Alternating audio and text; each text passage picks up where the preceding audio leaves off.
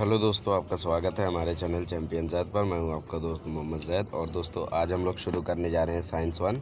और science one में सबसे पहले हम लोग शुरू करेंगे first chapter, that is gravitation. तो ग्रेविटेशन में हम लोग क्या क्या पढ़ने वाले हैं दोस्तों, उस पर नज़र डालते हैं। सबसे पहले जानेंगे ग्रेविटेशन क्या होता है, फिर केपलर के लॉज को देखेंगे, फिर acceleration due to gravitational force of the earth मतलब ग्रेविटी, ध्रुवाकर्षण देखेंगे, फिर free fall, circular motion and centripetal force, after that Newton's universal law of gravitation, और फिर एस्केप वेलोसिटी। सभी टॉपिक्स बहुत ही इजी हैं। अगर आप लोग एकदम अच्छे से पढ़ेंगे तो आप लोग समझ जाएंगे। तो सबसे पहले कुछ क्वेश्चंस हम लोग को दिए गए हैं, तो उन क्वेश्चंस का आंसर देखते हैं हम लोग। तो सबसे पहले पूछा है, what are the effects of a force acting on an object. एक अगर फोर्स किसी ऑब्जेक्ट पर एक्ट करता है तो उसका असर क्या होता है। तो उसका असर ये होता है दोस्तों कि वो अपना मोशन और डायरेक्शन चेंज कर लेता है। यदि आप सीधे जा रहे हैं और मैं दूसरी जगह से आके आपको धक्का दे दूँ, फोर्स अप्लाई करूँ, तो आप अपना डायरेक्शन और मोशन दोनों ही चेंज कर लेंगे। और कौन कौन सी फोर्सेस आप लोग जानते हैं, ऐसा दूसरा क्वेश्चन है।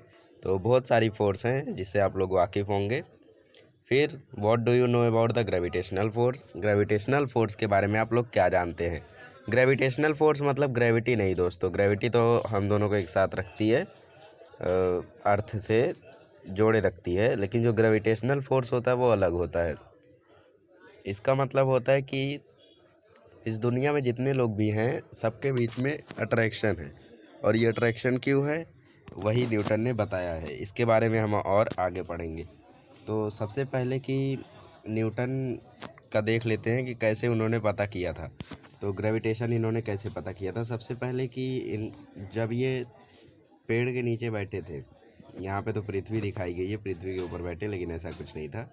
तो वहाँ पर जब ये बैठे थे तो वहाँ से जब एप्पल गिरा, तो एप्पल गिरने पर इनके मन में बहुत सारे सवाल आए। तो सबसे पहला सवाल इनका ये आया कि ये एप्पल नीचे गिरा क्यों। फिर उसके बाद इनके मन में सवाल आया कि ये एप्पल हॉरिजॉन्टल मतलब सीधे डायरेक्शन में क्यों नहीं गिरा, वर्टिकल डायरेक्शन में क्यों गिरा। और फिर उनके मन में सवाल आया कि ये जो एप्पल है वो अर्थ के बीच की तरफ क्यों जा रहा है। तो यही सब सवाल इनके मन में आए। और जब साइंटिस्ट के मन में कोई सवाल आता है तो फिर वो उसका आंसर ढूंढने के लिए किसी भी हद तक जा सकते हैं। तो आंसर ढूंढने के लिए लग गए न्यूटन। तो न्यूटन ने सबसे पहले कहा जो एप्पल नीचे आया वो आया ग्रेविटेशनल फोर्स की वजह से। ग्रेविटेशनल फोर्स मतलब कि वो फोर्स जो ऑब्जेक्ट्स को अट्रैक्ट करता है। तो ये फोर्स देख नहीं सकते हम लोग, पर जैसे अभी मैं मोबाइल में वीडियो बना रहा हूँ तो मैं कहीं ना कहीं मोबाइल को भी अट्रैक्ट कर रहा हूँ, बट मोबाइल मुझसे चिपक क्यों नहीं रही है, इसका कारण भी मैं आपको आगे बताता हूँ। फिर न्यूटन के मन में जो सवाल आया था कि हॉरिजॉन्टल क्यों नहीं गिरे एप्पल, फिर उसका आंसर इन्होंने खोजा। वो आपको प्रैक्टिकली दिखाता हूँ। जैसे आप लोग यहाँ पे देखें, ये समझ लीजिए आपका एप्पल है, ये आपकी ज़मीन अर्थ है। तो ये एप्पल का जो सेंटर है और जो अर्थ का सेंटर है वहाँ से अट्रैक्शन होता है। और जब सेंटर से अट्रैक्शन होगा तो वो सीधे ही गिरेंगे, ऐसा नहीं है कि वो टेढ़ा या कहीं और से गिरेंगे। तो सेंटर से जब अट्रैक्शन होता है तो ऑब्जेक्ट हमेशा वर्टिकली नीचे गिरता है। तो इसी के कारण जो ऑब्जेक्ट है वो सीधा नीचे आता है, हॉरिजॉन्टल नहीं जाता है। तो ये इन्होंने इसका आंसर ढूंढ लिया। अभी जो बाकी सवाल थे इनके, उसका भी आंसर इन्हें ढूंढना था। तो इसके बाद इन्होंने ग्रेविटेशनल फोर्स के बारे में बताया। उसके बाद इन्होंने सोचा कि अर्थ के पास, अब तो मुझे समझ गया कि एप्पल सीधे क्यों नीचे गिरा, क्योंकि अट्रैक्शन सेंटर से सेंटर तक का होता है, इसीलिए ऑब्जेक्ट सीधा नीचे गिरता है। तो उसके बाद उन्होंने कहा कि अगर एप्पल और अर्थ के साथ ऐसा हो सकता है तो क्या मून और अर्थ के भी साथ ऐसा हो सकता है। जी हाँ दोस्तों, इसका सवाल जब उन्होंने सोचा तो उसका आंसर मिला, हाँ बिल्कुल, अर्थ और मून में भी अट्रैक्शन होता है। और ये अट्रैक्शन अभी हम लोग आगे पढ़ेंगे कि कैसे होता है, उसके इफ़ेक्ट्स क्या होते हैं। न्यूटन्स लॉ ऑफ मोशन आप सभी को याद होंगे, पिछले साल आप लोगों ने पढ़ा होगा। पहला law, second law, third law, an object continues to remains at rest, और वो वाला the rate of change of momentum और एवरी एक्शन फोर्स। तो ये तीनों लॉ आपको याद होंगे। तो आगे बढ़ते हैं। अभी सर आइजैक न्यूटन के बारे में थोड़ी सी जानकारियाँ दी गई हैं। तो इनको जो मदद मिली थी अपना ग्रेविटेशन का लॉ बनाने में, वो केपलर से मिली थी। तो उसको तो इंट्रोडक्शन है, वो आप लोग पढ़ सकते हैं। सर्कुलर मोशन देखते हैं क्या होता है। सर्कुलर मोशन और सेंट्रीपिटल फोर्स दोनों ही एक दूसरे से जुड़े हुए हैं। तो सबसे पहले यहाँ पे एक एक्सपेरिमेंट करने को कहा गया है। आपको कहा गया है कि आप हाथ में एक रस्सी लीजिए और रस्सी में कॉइन बांधिए और फिर उसको घुमाइए घुमाइए और घुमाने के बाद आप उसको पता लगाइए कि कौन से डायरेक्शन में सिक्का जा रहा है। अगर आप लोग सिक्के को घुमा रहे हैं और सडनली सिक्का छूट गया, जैसे यहाँ पे कॉइन है, तो आप लोग इसे घुमा रहे हैं ऐसे ऐसे ऐसे, फिर सडनली यहाँ से जो कॉइन था वो छूट गया, तो वो इस तरीके से चला जाएगा।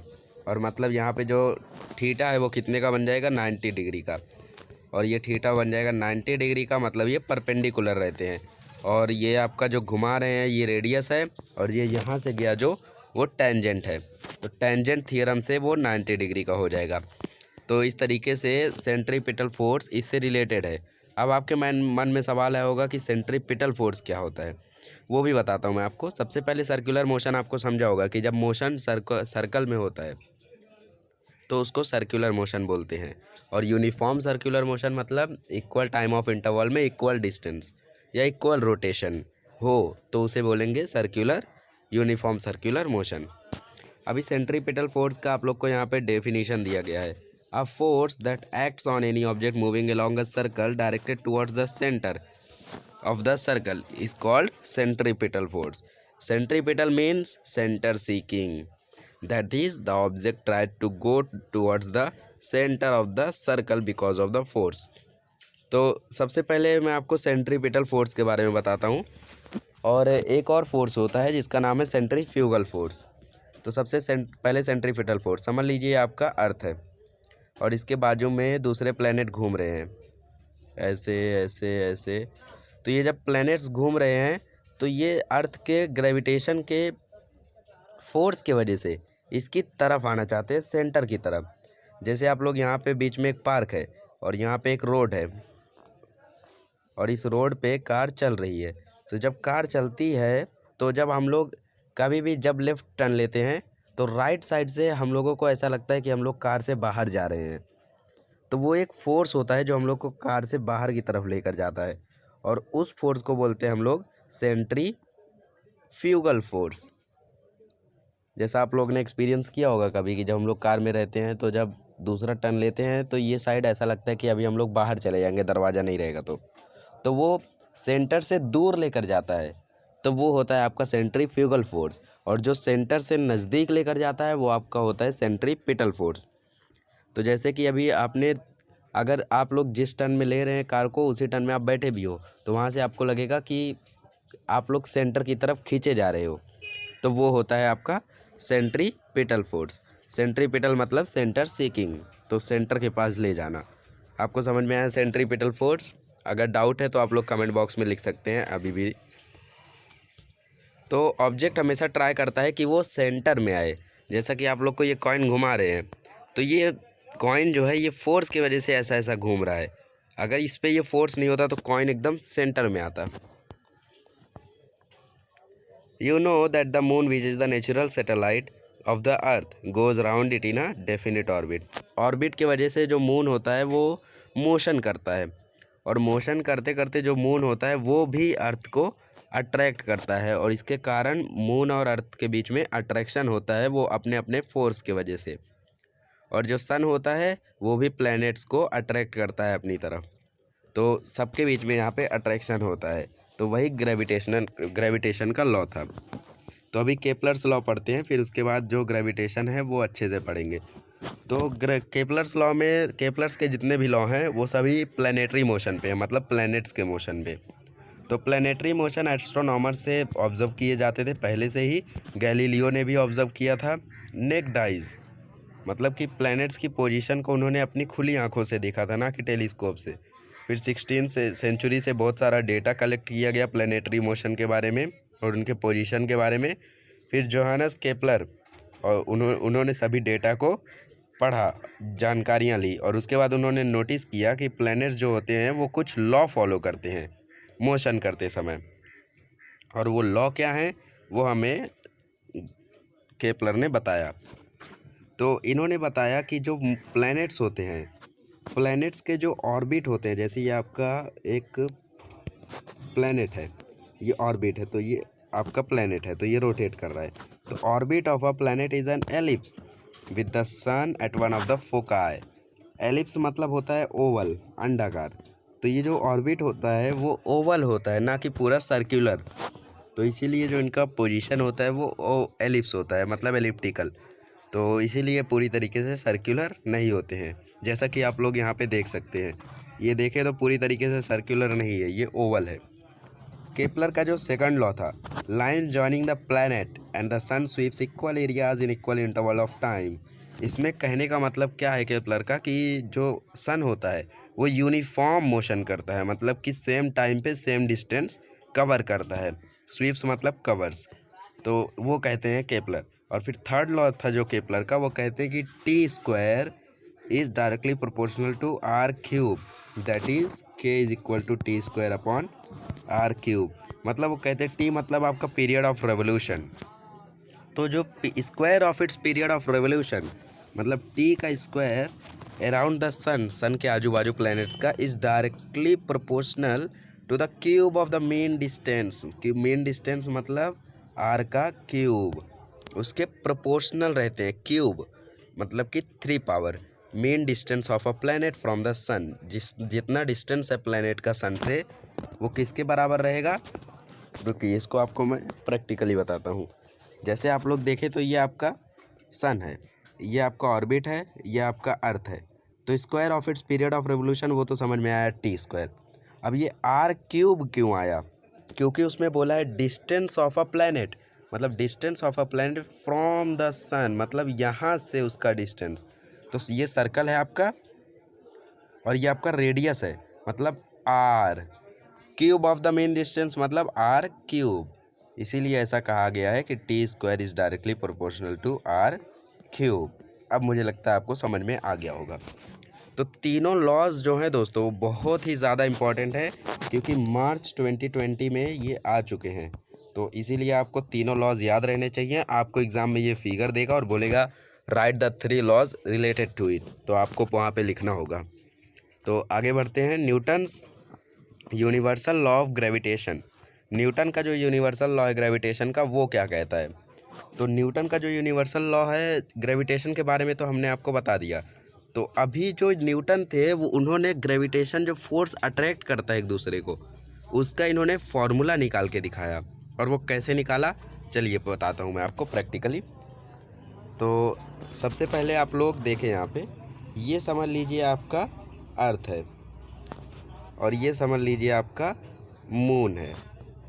अर्थ में भी कुछ मास है, मून में भी कुछ मास है, तो m1 m2। तो यहाँ पे जो ये d है, ये इन दोनों के बीच का डिस्टेंस है और ये जो इनके बीच का फोर्स है। तो इन्होंने इस डायग्राम से एक फॉर्मूला निकाला कि जो फोर्स है, फोर्स ऑफ अट्रैक्शन है, is directly proportional to g, universal gravitation constant, m1 m2 upon d square. ये इन्होंने निकाला और इन्होंने कहा कि जो फोर्स ऑफ अट्रैक्शन है वो डायरेक्टली प्रोपोर्शनल है product of the mass of the planets और ऑफ एन ऑब्जेक्ट, और इन्वर्सली प्रोपोर्शनल है, मतलब अपॉन में प्रोपोर्शनल है square of the distance between them. तो ये दोनों उन्होंने बताया, तो यही उन्होंने बताया। यहाँ पे देख सकते हैं आप लोग, डायग्राम बना हुआ है। अज्यूम कर लेते हैं ये आपका सन है, ये आपका मून है। तो इन दोनों के बीच का जो मास है, मास और वेट अलग अलग होता है दोस्तों, उनके बीच में भी मैं आपको डिफरेंस अभी बताता हूँ। तो इन दोनों का जो मास है उसका प्रोडक्ट और अपॉन करके जो इन दोनों के बीच का डिस्टेंस है उसका स्क्वायर अगर हम लोग करें तो हम लोग फाइंड कर सकते हैं कि अर्थ और सन और मून के बीच में कितना फोर्स ऑफ अट्रैक्शन है। और जी होता है, जी होता है, वो होता है यूनिवर्सल ग्रेविटेशन कांस्टेंट। तो वही यहाँ पे आपको बताया गया था। अब जो फोर्स होता है ग्रेविटेशनल फोर्स, वो किसी भी दो ऑब्जेक्ट पर असर करेगा हैविंग सम मास। उसको कुछ भी अगर मास रहेगा तो वो उस पर असर करेगा। अब आपके मन में सवाल आया होगा कि किसी भी बॉडी किसी भी ऑब्जेक्ट पर असर करेगा अगर थोड़ा सा मास हो, तो वो हम लोग पर क्यों नहीं असर करता है। तो उसका कारण ये है दोस्तों, क्योंकि हम लोग अर्थ पे हैं और जो अर्थ का मास है वो हम लोग के मास से पता नहीं कितने गुना ज़्यादा है। अर्थ का मास अभी आपको यहाँ पे देखने को मिलेगा। तो जो अर्थ का मास है वो हम लोग से बहुत ही ज़्यादा है, जिसके कारण हम दोनों मतलब कोई भी यहाँ पे अट्रैक्ट नहीं होता है, क्योंकि अर्थ अपने पास सभी को बाइंड करके रखता है, इसीलिए हम लोग अट्रैक्ट नहीं होते हैं। तो अब आपको समझ में आया होगा कि फोर्स ऑफ अट्रैक्शन यहाँ पे है, लेकिन वो असर नहीं कर पाता है, क्योंकि अर्थ और दूसरे प्लैनेट्स के बीच में ही इतना ज़्यादा फोर्स ऑफ अट्रैक्शन है।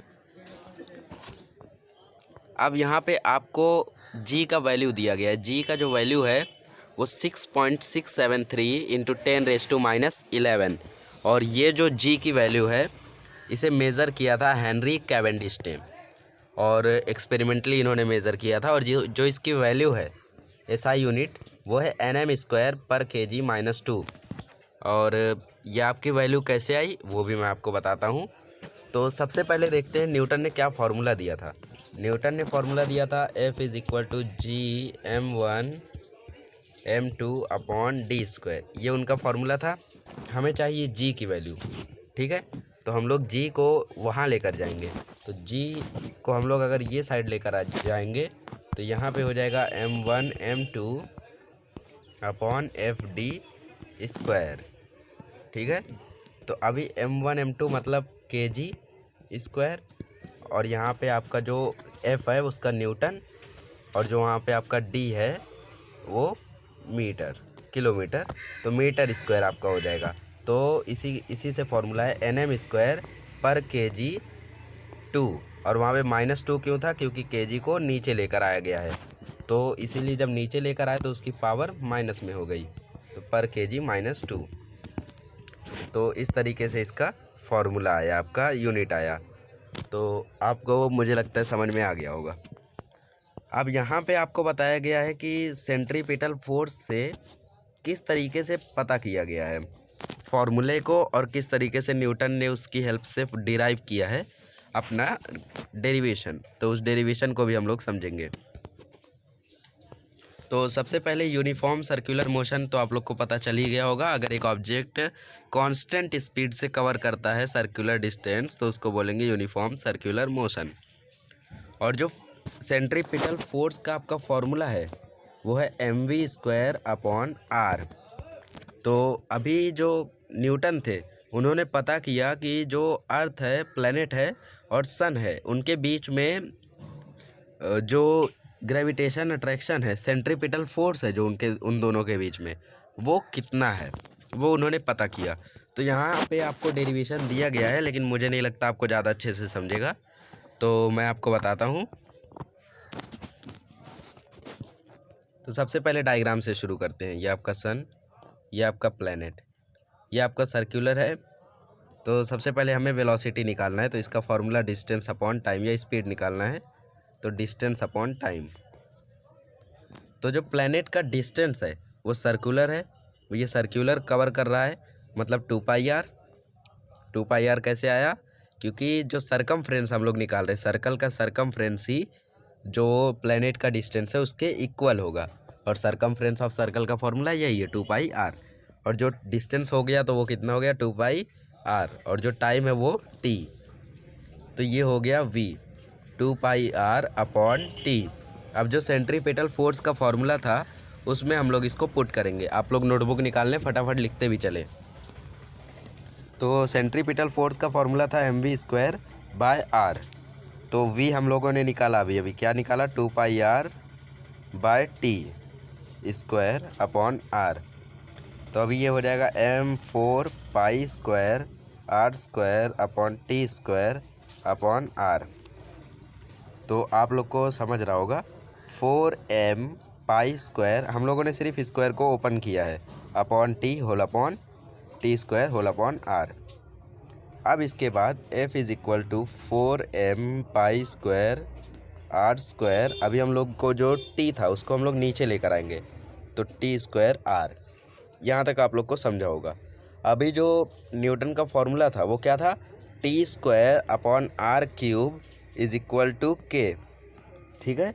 यहाँ पे आपको r² दिख रहा है, लेकिन इसको अगर हम लोग को क्यूब बनाना है तो उसके लिए क्या करना होगा, r से मल्टीप्लाई करना होगा, तो वो क्या बन जाएगा क्यूब।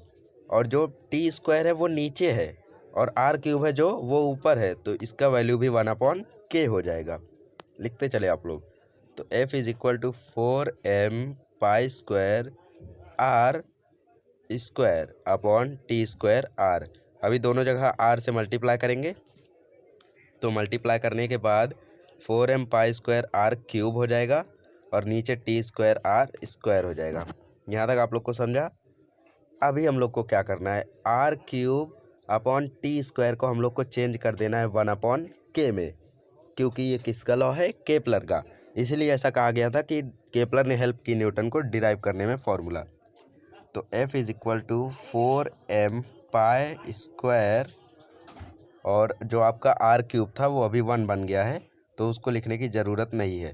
तो 1/k आर स्क्वायर, ये आपको समझा 1/k कहाँ से आया, केपलर के लॉ से। तो F is equal to 4m π² अपॉन k आर स्क्वायर। अभी इसके बाद जो आपका 4m π है और जो k है, इसका वैल्यू कभी चेंज होने वाला है क्या, क्योंकि जो 4 है वो तो हमेशा 4 रहेगा और जो पाई की वैल्यू है वो कहीं पर भी आप जाएं हर जगह आपको 22/7 ही मिलेगा। और जो मास है वो भी मास हमेशा कांस्टेंट होता है और k तो आपका कांस्टेंट है ही। तो इसको हम लोग लिख सकते हैं F is directly proportional to inversely proportional to 1/r²। आप लोग को समझा हम लोग यहाँ तक कैसे पहुँचे। सबसे पहले हम लोग ने वेलोसिटी लगाया, स्पीड अपॉन टाइम 2πr/t लिया और फिर उसके बाद सेंट्रीपिटल फोर्स में v की जगह पे वो रखा और फिर ब्रैकेट ओपन किया, r³ को 1/k बनाया। उसके बाद हम लोगों ने आगे सॉल्व किया, फिर कांस्टेंट ले लिया, फिर उसके बाद हम लोग यहाँ तक पहुँच गए। तो मुझे उम्मीद है आपको समझ में आ गया होगा। अब आगे बढ़ते हैं। यहाँ पे आप लोग देख सकते हैं वही सेम चीज़ है यहाँ पे, तो बस यहाँ पे थोड़ा बताया नहीं गया था डीप में, इसीलिए डीप में मैंने बताया आपको। तो जो फोर्स ऑफ अट्रैक्शन है वो सभी के बीच में रहता है और जो सेंट्रीपिटल फोर्स है वो जो प्रोपोर्शनल है इन्वर्सली, वो किसके प्रोपोर्शनल है, square of the distance. R मतलब डिस्टेंस बिटवीन द प्लैनेट्स, क्योंकि मैंने बताया ये आपका प्लैनेट है और ये आपका ऑर्बिट है, तो इनके बीच का डिस्टेंस मतलब आर, तो इन्वर्सली प्रोपोर्शनल टू r²। तो अभी ये बोल रहे हैं कि is there a gravitational force between two objects kept on a table और between you and your friends sitting next to you. अब ये पूछ रहा है कि क्या दो ऑब्जेक्ट जो रखे हुए हैं उनके बीच में भी फोर्स ऑफ अट्रैक्शन है और आप और आपका दोस्त जो वहाँ पे बैठे हुए हैं उनके बीच में अट्रैक्शन है। इफ़ यस अगर है तो क्यों आप दोनों एक दूसरे की तरफ मूव क्यों नहीं कर रहे हो। तो मैंने आपको बताया कि फोर्स ऑफ अट्रैक्शन है, लेकिन अर्थ का मास इतना ज़्यादा है कि हम लोग का फोर्स ऑफ अट्रैक्शन असर ही नहीं कर रहा है अर्थ के फोर्स ऑफ अट्रैक्शन के मुकाबले, तो इसीलिए हम एक दूसरे की तरफ मूव नहीं कर रहे हैं। अभी आपको एग्ज़ाम में क्वेश्चंस आएंगे जिसमें आपको m1 m2 r दिया रहेगा। g की वैल्यू आपको याद रखना होगा। g की वैल्यू क्या होती है 6.673 या फिर 67 तक याद रखें, इंटू 10⁻⁻11। उसके बाद आपको सब सॉल्व करना है। ये आपको मैं न्यूमेरिकल के लिए अलग वीडियो बनाऊंगा, उसमें मैं आपको ये सब बता दूंगा। अभी हम लोग सिर्फ कॉन्सेप्ट्स को क्लियर करेंगे। अभी यहाँ पे बताया गया है कि हाई टाइड और लो टाइड कैसे होता है, तो यहाँ पे थोड़ा सा आपको एक्सप्लेनेशन दिया गया है, साइंटिफिकली प्रूव करके दिया गया है कि जो हाई टाइड लो टाइड होता है उसके पीछे जो कारण है वो कारण मून है। मून की वजह से आपका जो अट्रैक्शन है वो होता है। तो किस तरीके से होता है वो यहाँ पे आपको बताया गया है, चलिए देखते हैं। तो सबसे पहले मैं आपको इसको प्रैक्टिकली बताता हूँ। तो ये आपका अर्थ है और ये आपका छोटा सा मून है। तो इन दोनों के बीच में एक ग्रेविटेशनल फोर्स है जो अट्रैक्ट कर रहा है। तो जब मून सीधा सीधा अर्थ को अट्रैक्ट करता है, तो अर्थ को अट्रैक्ट कर रहा है बट अर्थ अपनी ऑर्बिट से चिपका हुआ है, मून भी अपनी ऑर्बिट से चिपका हुआ है, तो अर्थ तो उसकी तरफ अट्रैक्ट होने वाला नहीं है। लेकिन जो यहाँ पे पानी है वो मून की तरफ अट्रैक्ट होते हैं और जिसके कारण जब वो सीधे अट्रैक्ट करता है तो वहाँ पे आता है हाई टाइड, मतलब पानी ज़ोर ज़ोर से ऊपर उठने लगता है मून के अट्रैक्शन की वजह से। तो जब मून इस तरफ भी जाता है तो भी हाई टाइड होता है, लेकिन जब इस तरफ जाता है तो फोर्स ऑफ अट्रैक्शन यहाँ पे डायरेक्टली हो नहीं पाता है, जिसके कारण यहाँ पे होता है लो टाइड। तो आप लोग को समझा होगा कि हाई टाइड और लो टाइड कैसे होता है। जब राइट एंगल पे रहते हैं वाटर लेवल तब रिड्यूस हो जाता है, मतलब यहाँ पे राइट एंगल बना और जो अट्रैक्शन है वो ऊपर की तरफ चला गया, मून तो यहीं पे है, वो अट्रैक्ट कर नहीं पाएगा, जिसके कारण लो टाइड होता है। लेकिन जब यहाँ पे आ जाता है सी लेवल तो वहाँ पे जो मून है उसका अट्रैक्शन बहुत ही ज़्यादा हो जाता है, जिसके कारण वहाँ पे हाई टाइड आता है। तो हाई टाइड और लो टाइड आपको समझा होगा, ये दिन में 2 बार आता है हाई टाइड और लो टाइड। तो अगर आपको साइंटिफिक रीज़न में आया तो आप लोग आसानी से लिख सकते हैं।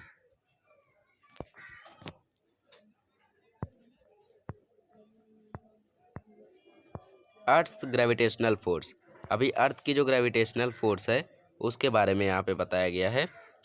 तो earth attract every object near its towards itself because of the gravitational force. तो centre of the mass of the earth is situated at its centre, so the gravitational force of any object due to the earth is always directed towards the centre.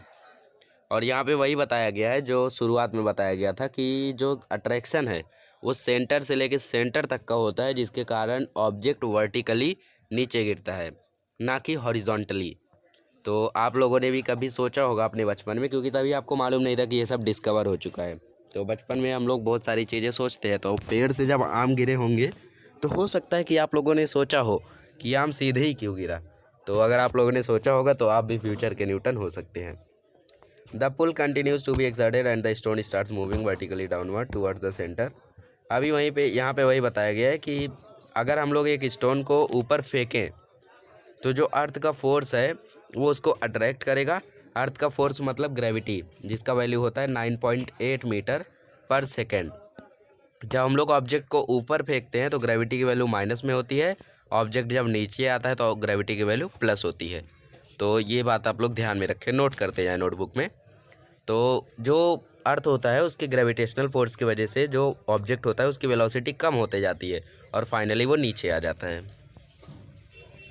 अभी यहाँ पे बताया गया है अर्थ जब Apple को attract करता है तो why then does the apple fall towards the earth but earth does not move towards the apple. मतलब यहाँ पे बोल रहा है कि जो एप्पल जब नीचे गिरता है तो एप्पल क्यों नीचे गिरता है, अर्थ ऊपर क्यों नहीं जाता है। ये इसलिए क्योंकि एप्पल का मास बहुत ही कम है और अर्थ का मास बहुत ही ज़्यादा है। The earth attract them towards itself but unlike the falling apple they do not fall on the earth. Why, अभी जो आर्टिफिशियल सैटेलाइट्स है और मून है वो दोनों को भी अर्थ खींचता है, बट वो दोनों अर्थ के ऊपर क्यों नहीं गिरते हैं, क्योंकि वो स्पेसिफिक ऑर्बिट पे रोटेट करते हैं। This is because of the velocity of the moon and satellite along their orbits is the velocity, if this velocity was not there they would have fallen on the earth. ये इसलिए क्योंकि वो orbit पे rotate कर रहे हैं। अगर वो रोटेट नहीं कर रहे होते, स्पीड में नहीं होते, तो हो सकता है वो लोग अब तक अर्थ पर गिर चुके होते। अब अर्थ का जो ग्रेविटेशनल एक्सेलरेशन है उसको बोलते हैं हम लोग जी। इसको हम लोग ने पिछले साल पढ़ा, बट इतना डिटेल में हम लोगों ने नहीं पढ़ा था। आपके लिए कोई पुराना टॉपिक है, नया टॉपिक कोई नहीं है। तो अर्थ का जो एक्सेलरेशन ड्यू टू ग्रेविटी, इसको हम लोग बोलते हैं the gravitational force due to the earth on a body results in its acceleration.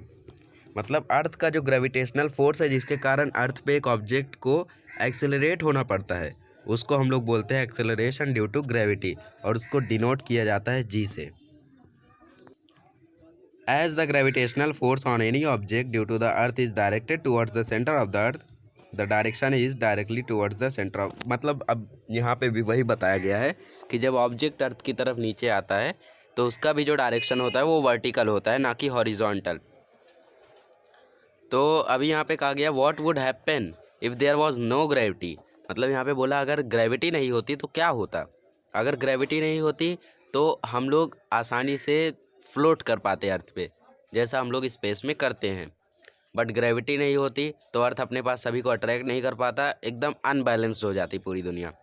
What would happen if the value of g was twice as large. मतलब यहाँ पे कहा गया है अगर जी की वैल्यू जो 6.67 इंटू 10⁻⁻11 है, इसको अगर हम लोग डबल कर दे तो क्या असर होगा।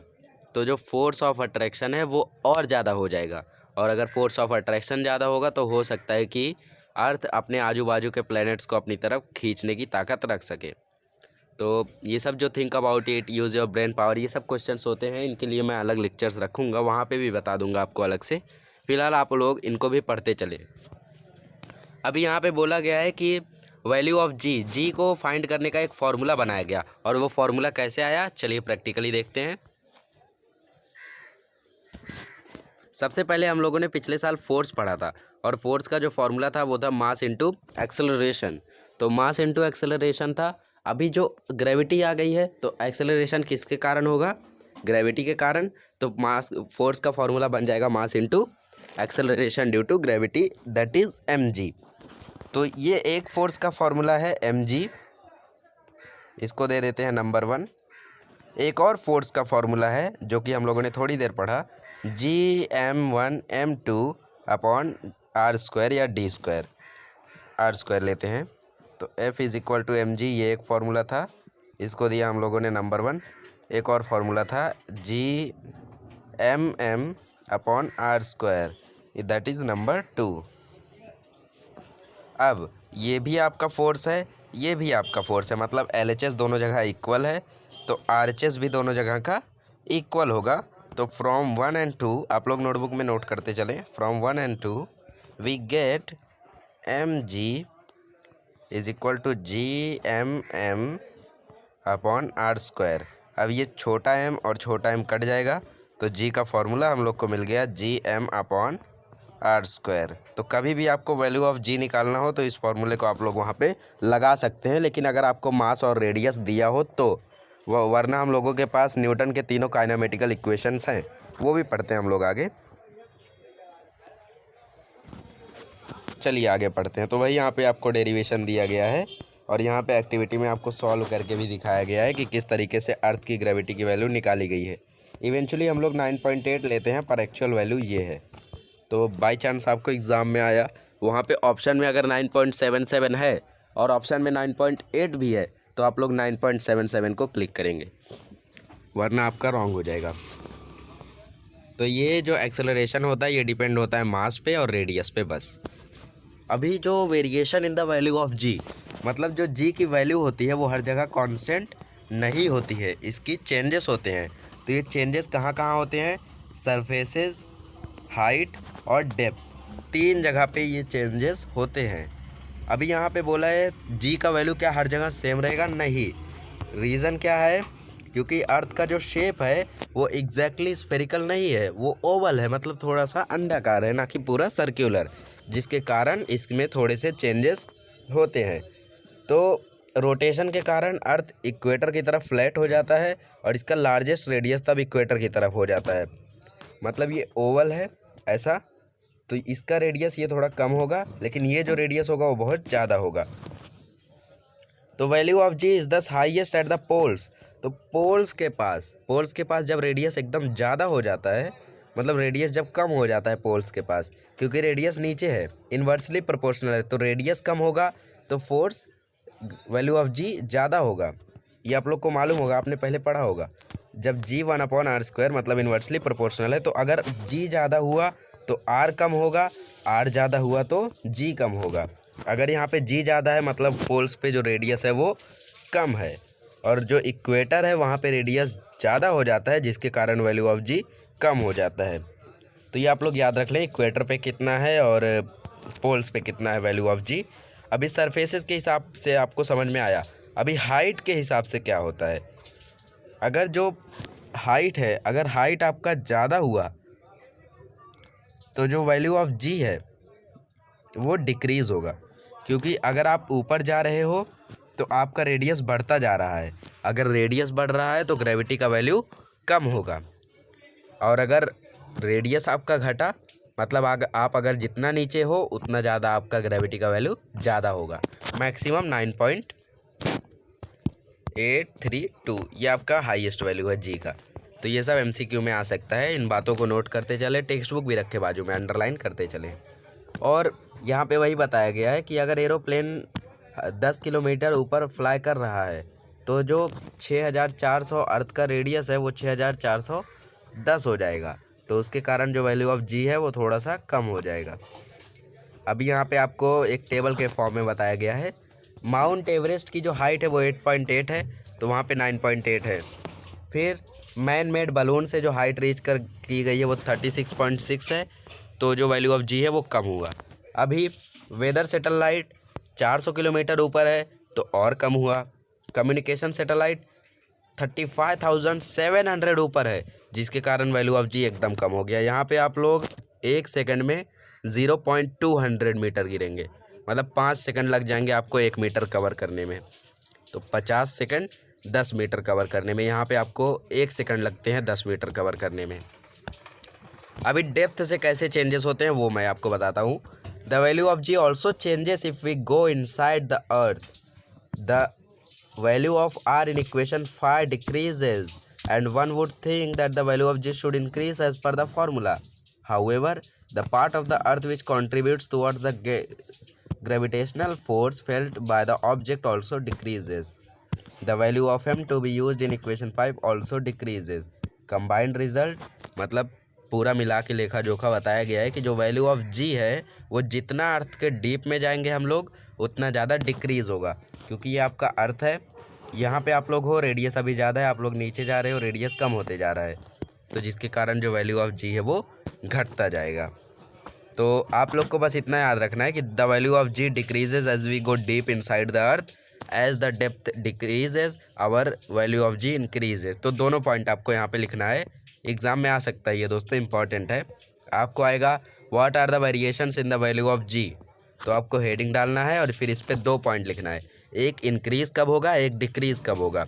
और फिर हाइट पे भी इंक्रीज़ कब होगा, डिक्रीज़ कब होगा। हाइट बढ़ेगी तो डिक्रीज़ होगा, हाइट कम होगी तो इंक्रीज़ होगा।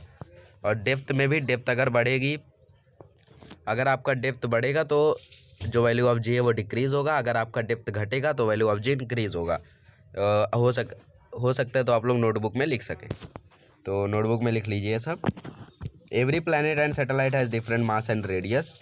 और जो मून पे एक्सेलरेशन है वो अर्थ का 1/6 है, मतलब अर्थ का 9.8 है तो मून का 1.63333 है। तो ये बातों को भी आप लोग अंडरलाइन करते चलें। अभी मास एंड वेट, मास और वेट में डिफरेंस आपको बताया गया है। डिस्टिंग्विश बिटवीन क्वेश्चन है आपको पीछे, तो हो सकता है बोर्ड में आ जाए, क्योंकि डिफरेंस बिटवीन बोला गया है 3 मार्क का आने के लिए, तो 3 पॉइंट इधर 3 पॉइंट उधर आपको लिखना होगा। अभी मास क्या होता है, mass is the amount of matter present in the object, underline कीजिए फटाक से और इसको याद करते चलिए। और जो मास होता है वो अमाउंट ऑफ मैटर, मतलब एक बॉडी के अंदर कितना ज़्यादा मैटर है वो पूरा अमाउंट होता है, एक ऑब्जेक्ट के अंदर जितना ज़्यादा चीज़ें हैं।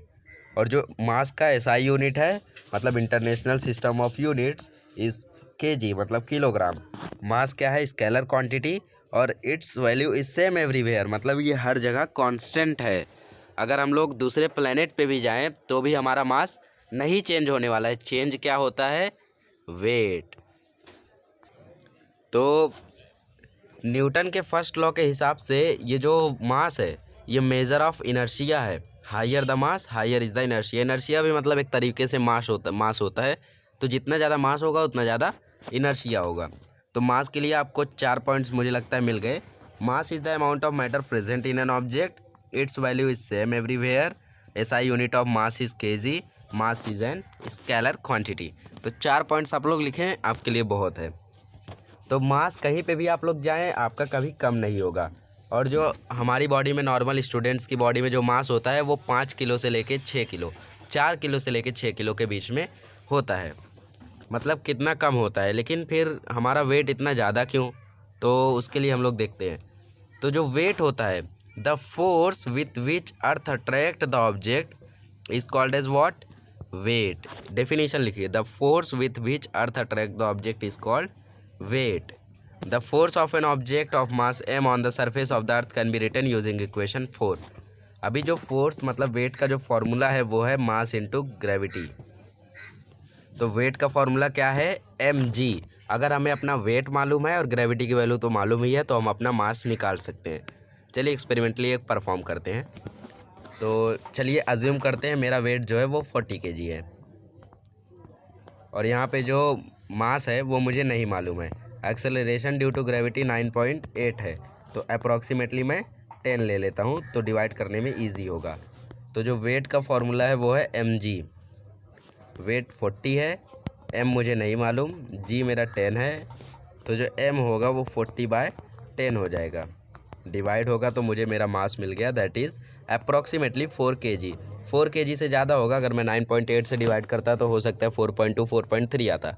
तो मेरा मास 4 kg है अज्यूम करके। तो इस तरीके से आप लोग अपना अपना मास निकाल सकते हैं। और अगर आप लोग ऐसा करेंगे तो बहुत सारे लोग आपको साइंटिस्ट भी समझने लगेंगे। तो आगे बढ़ते हैं। यहाँ पे न्यूमेरिकल है, न्यूमेरिकल मैं आपको बाद में बताऊँगा।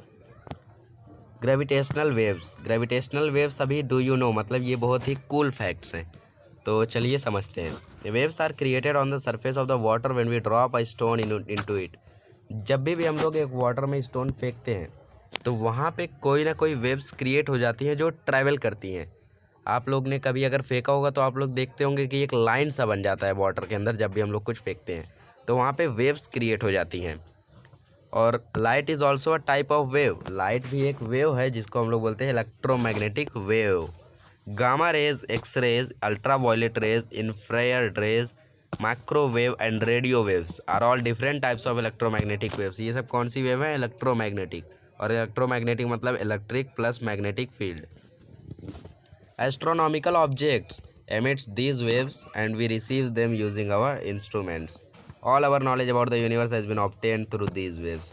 यूनिवर्स के बारे में जितनी भी नॉलेज हमें मिली है सब इन्हीं वेव्स की वजह से मिली है, क्योंकि इन्हीं वेव्स की मदद से हम लोगों ने ऑब्जर्व किया था। Gravitational waves are a different type of waves. Gravitational waves different होती हैं। They have been called the waves on the fabric of space time.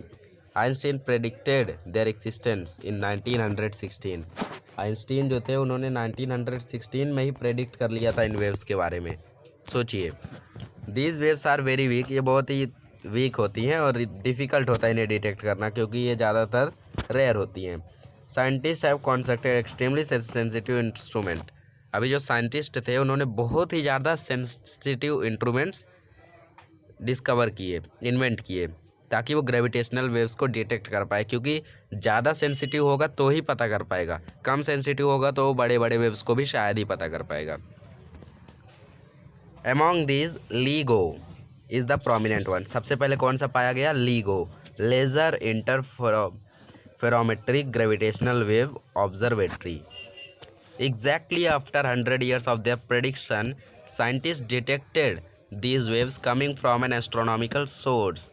अभी ये जो वेव्स थी इसे एस्ट्रोनॉमिकल सोर्स मतलब कि वो चीज़ें, प्लैनेट्स हो गए, स्टार्स हो गए, सन हो गया, ये सब कौन है? Astronomical sources. तो इंडियन साइंटिस्ट ने इसमें कंट्रीब्यूट किया था और 100 साल के प्रेडिक्शन के 100 साल बाद मतलब लगभग 2016 में इन चीज़ों के बारे में पता लगाया गया और यूनिवर्स में इससे एक नया पाथ क्रिएट हो गया।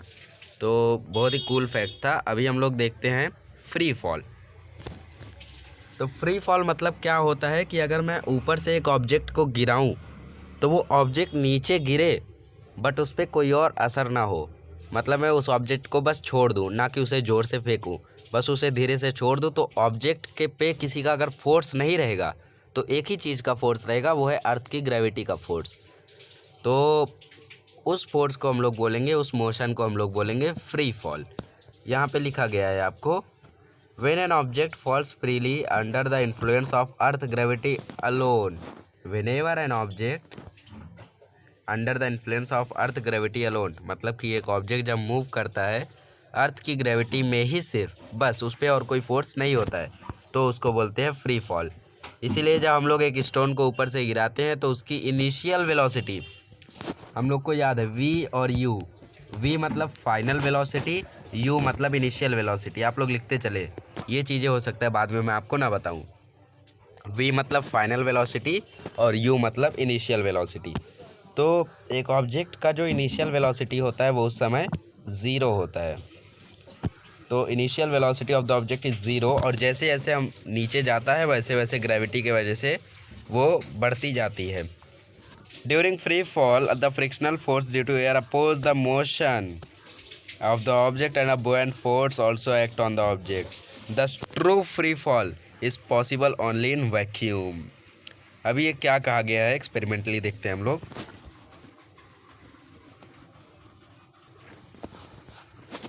तो यहाँ पे कहा गया है कि एक ऑब्जेक्ट, समझ लीजिए ये बॉल है, ये जब नीचे गिर रहा है तो यहाँ पे बहुत सारी हवाएं हैं, एयर है, एयर की वजह से इस पर फ्रिक्शन होगा, टकराव होगा, जिसके कारण ये बॉल को एयर रोकेगा।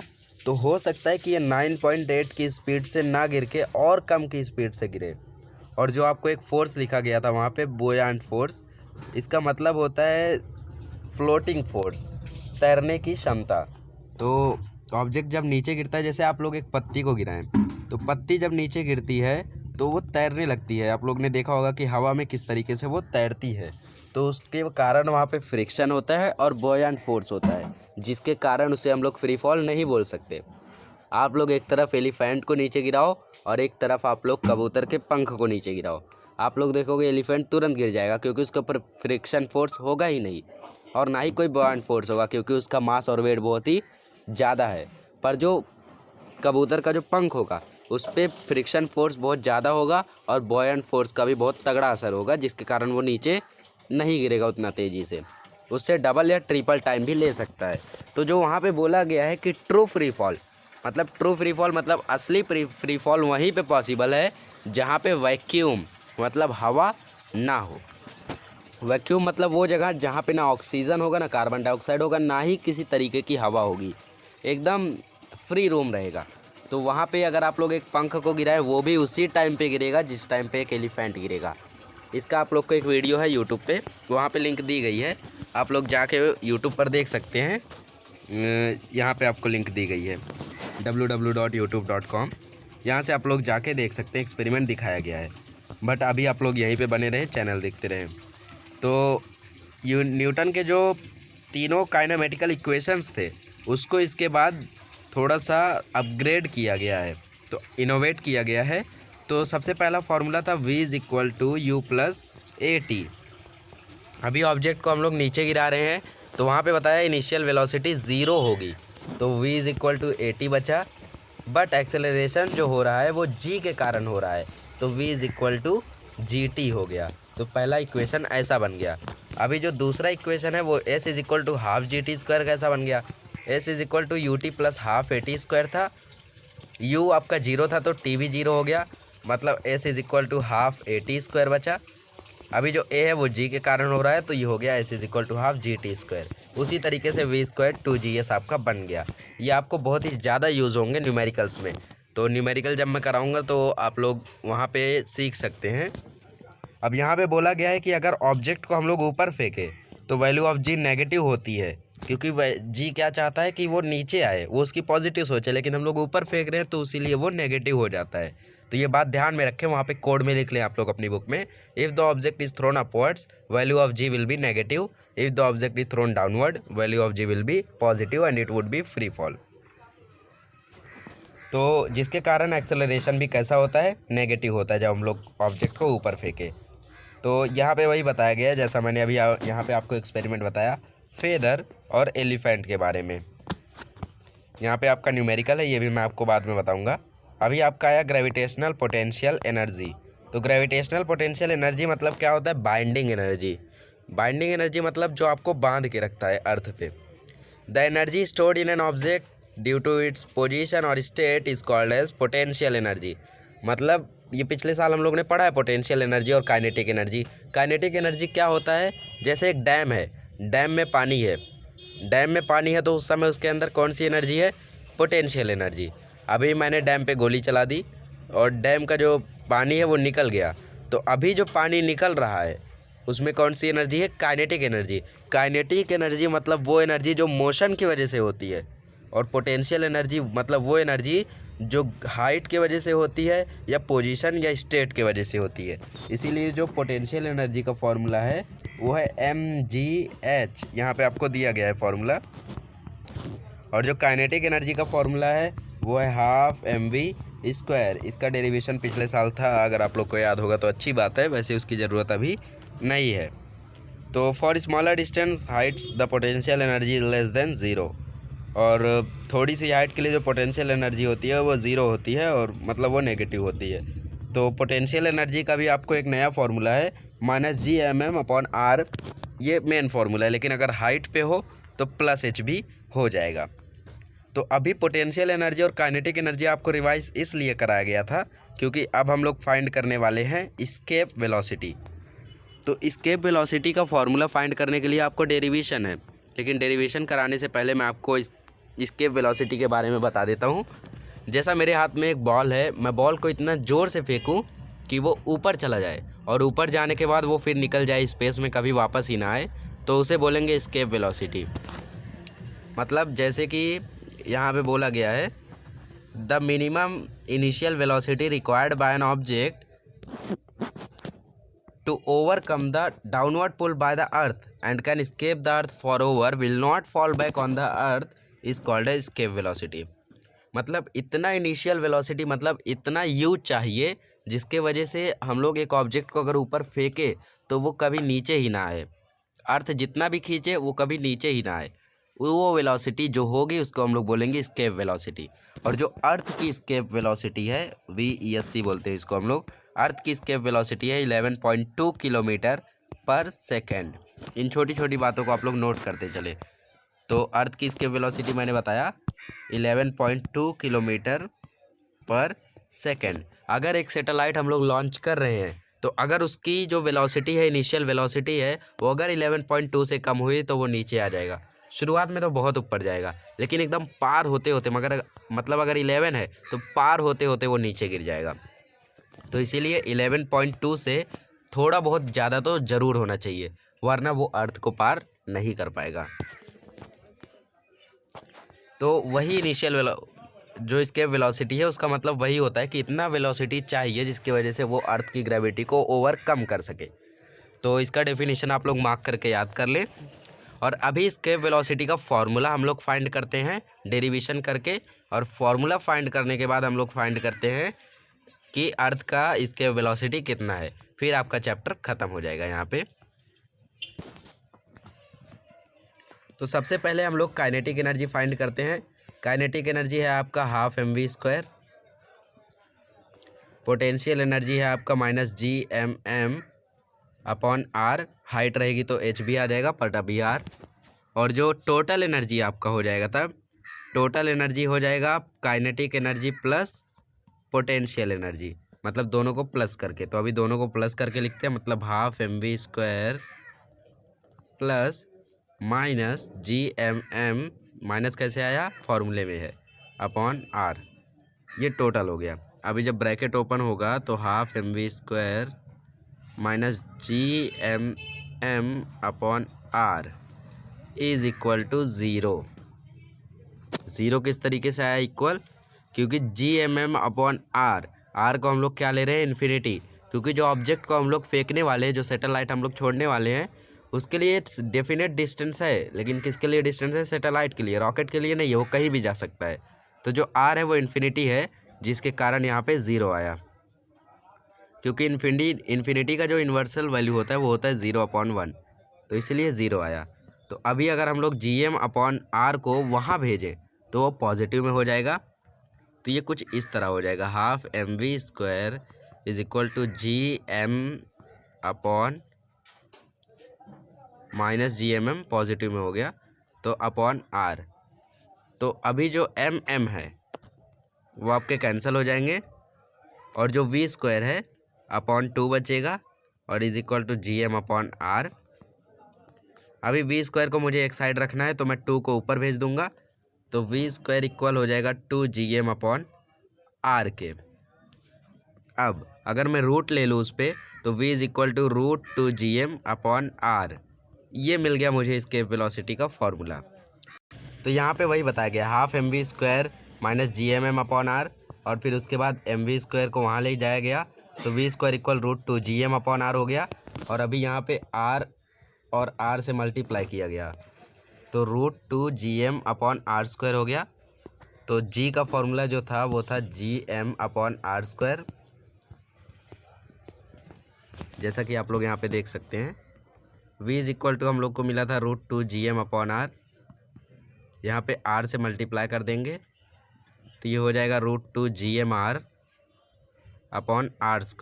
बट जो GM/r² है उसका इक्वल क्या होगा, g, मतलब छोटा g, तो √2 GR। तो ये एक और फार्मूला है, 2 फार्मूले हैं इसके वेलोसिटी के, दोनों फार्मूले आप लोग याद कर लीजिए। तो इसके वेलोसिटी मुझे लगता है आपको समझ में आ गया होगा। अभी आपको बताते हैं कि वेट हमारा किस तरीके से ज़ीरो हो जाता है सेंटर पे, अर्थ के सेंटर पे। तो यहाँ पे आप लोग देख सकते हैं इसके वेलोसिटी ऑफ अर्थ निकाला गया है 11.2। घर पे ट्राई कीजिए आप लोग भी निकाल सकते हैं। और जो मून का है वो है 2.37।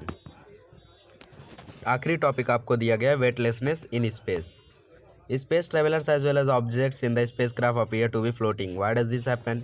स्पेस में लोग तैरते क्यों हैं? क्यों होता है ऐसा? Though the spacecraft is as a height of from the surface of the earth, the value of g there is not zero. If the space station the value of g is only 11% less than its value on the surface of the earth. Thus, the height of the spacecraft is not the reason for the weightlessness. Their weightlessness is caused by their state of free fall. Though the spacecraft is not falling on the earth because of its velocity along the orbit, the only force acting on it is gravitational force of the earth, and therefore it is in a free fall. तो यहाँ पे बताया गया है कि आप लोग अगर स्पेस में हो तो आप लोग तैरते क्यों हो? ऐसा नहीं है कि वहाँ पे ग्रेविटी नहीं है, ग्रेविटी वहाँ पे भी है, लेकिन उसका कारण ये है कि वहाँ पे सिर्फ आपके ऊपर एक ही फोर्स काम करता रहता है, ग्रेविटेशनल फोर्स, जिसके कारण आप उसकी तरफ अट्रैक्ट नहीं होते हो और नीचे नहीं आप गिरते हो, सिर्फ फ्लोट करते रह जाते हो। प्लैनेट्स भी हैं, भले ही वो अपनी वेलोसिटी में हैं, लेकिन उनके ऊपर एक फोर्स अट्रैक्ट कर रहा है जो है ग्रेविटेशनल फोर्स, इसीलिए उसे भी हम लोग बोल सकते हैं फ्री फॉल।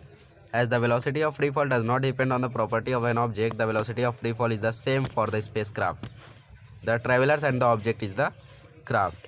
मतलब कि वेलोसिटी का जो है वो फ्री फॉल का वो प्रॉपर्टी पर डिपेंड नहीं करता है, मतलब ऑब्जेक्ट के मास उस पर नहीं डिपेंड करता है। Velocity of the free fall is the same for the space craft. Free fall का जो वेलोसिटी है वो स्पेस क्राफ्ट के लिए भी सेम है जैसा ऑब्जेक्ट्स के लिए है। If a traveller releases an object from her hand, it will remain stationary with respect to her and will appear to be weightless।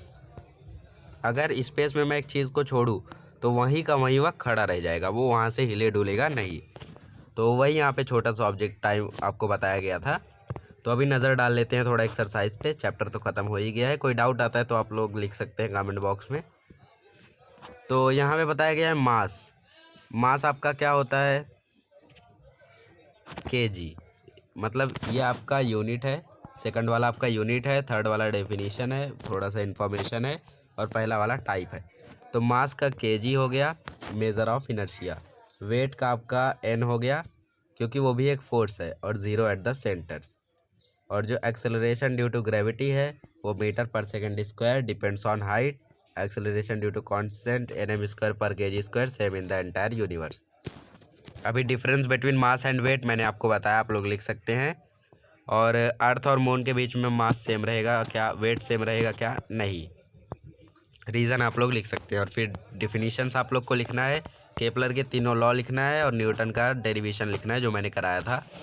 ये भी आपका एक न्यूमेरिकल की तरह है।